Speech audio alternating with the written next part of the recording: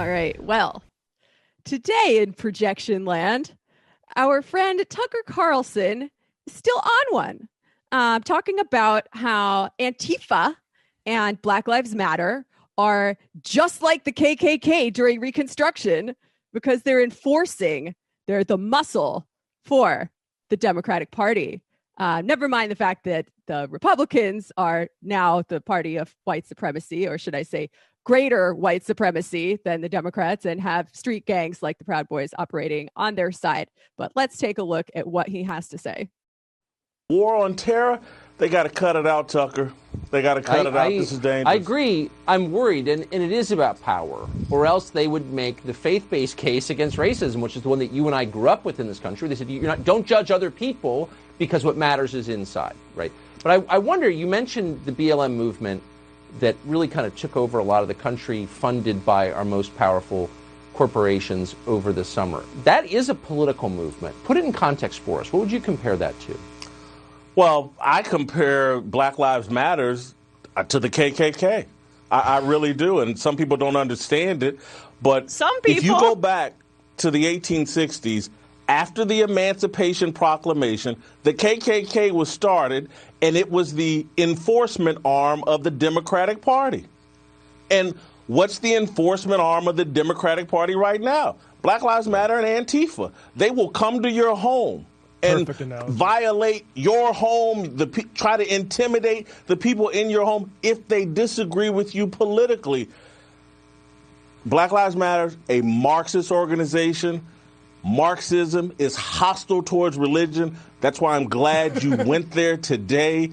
These are atheist values being expressed from our leaders, demonizing individual citizens here in America, branding them as white supremacists because they decided, because we disagree with their opinion about something.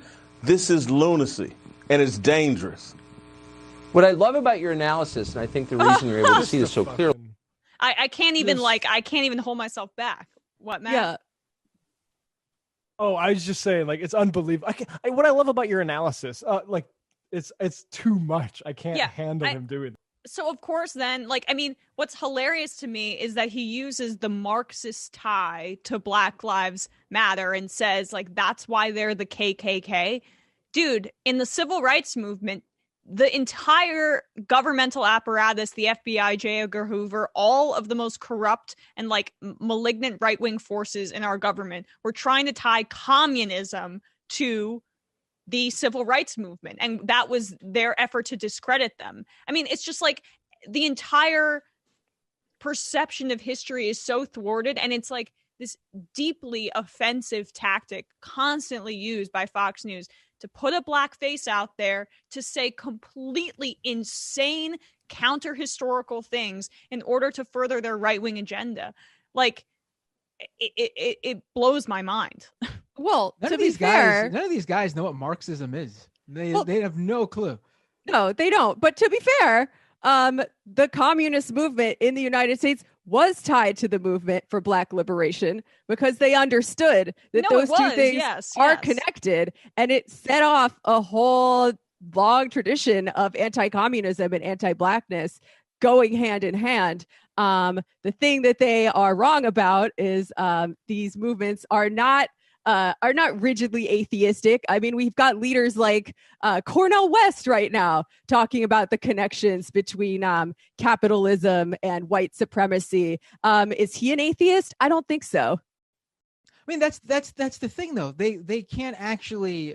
They don't have a rebuttal to the actual the point of Marxist analysis, which is mainly on class.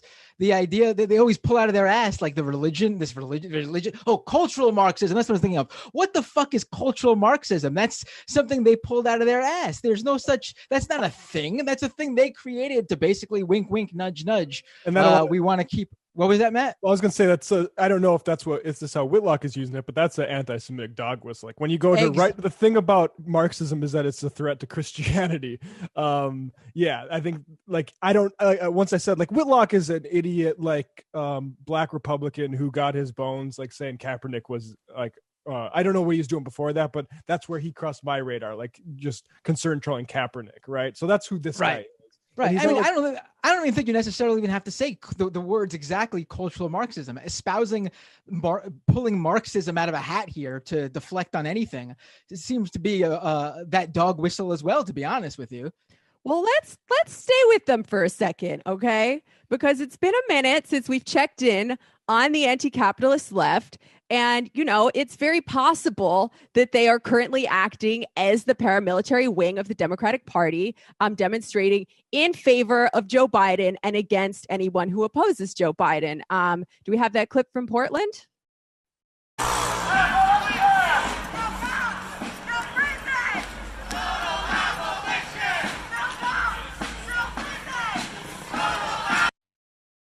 All right. And then we've got some more videos in that thread of them decorating and bringing cookies to the local Democratic Party headquarters. Oh, no, wait.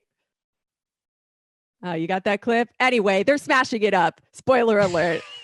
They are breaking the windows with baseball bats. So what's going, and I should say this is a coalition of, Antifa, anarchists, Black liberationists. So what's going on here? Has the paramilitary wing of the Democratic Party simply gone rogue? Is this secretly a demo in support of Joe Biden? Maybe we have like a Boo Earns situation. What's going on?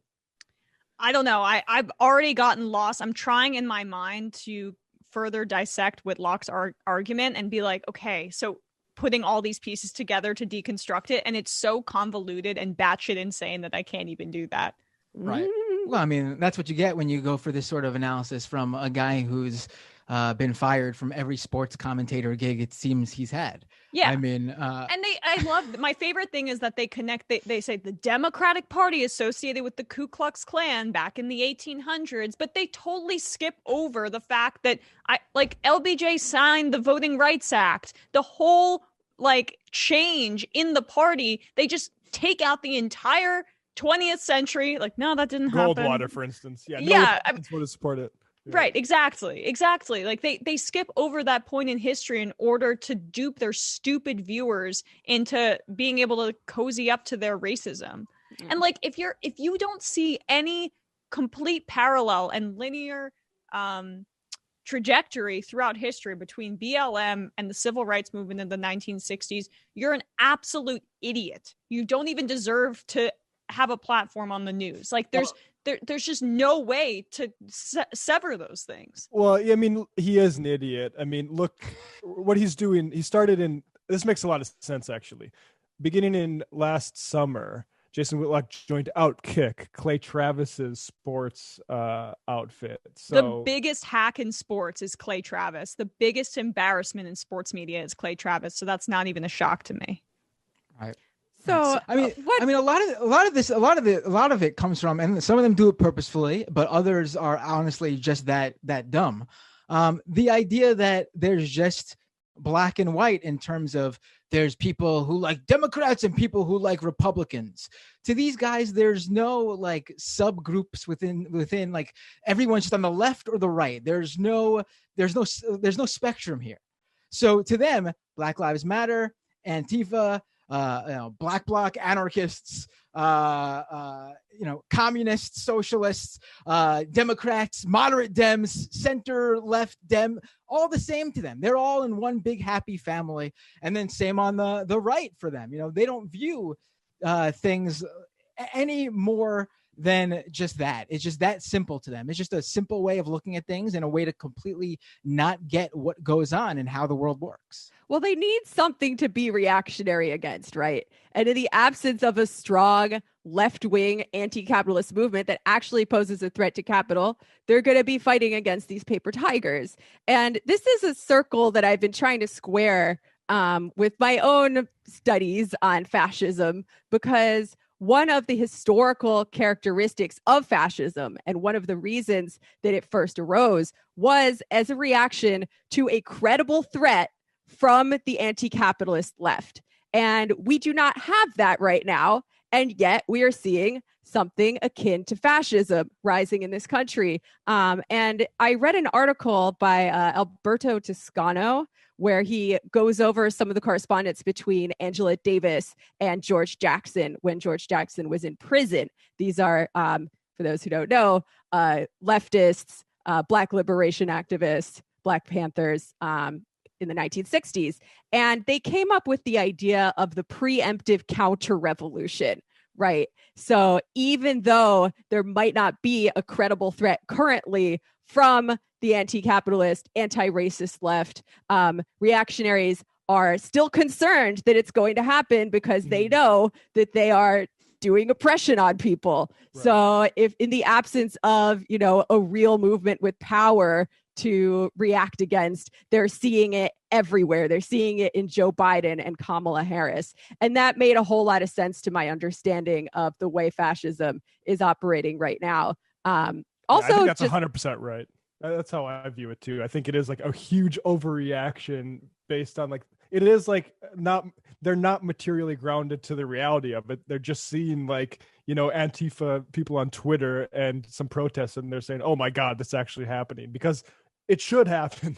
But even though it's not actually that close to happening. Yeah, word. And this is an obvious point, but just to put a button on it, the Democratic Party is racist as well, and we're going to need people to the left of Joe Biden if we actually want to create change. So the fact that we've got leftists protesting right off the bat saying neither Trump nor Biden, we need abolition, we need revolution, we need a working class uprising if we actually want to fix the problems, if we want to end white supremacist capitalism in this country from day one of the Biden administration. That can only be a good thing going forward. And that's very, very different than what we saw day one of the Obama administration.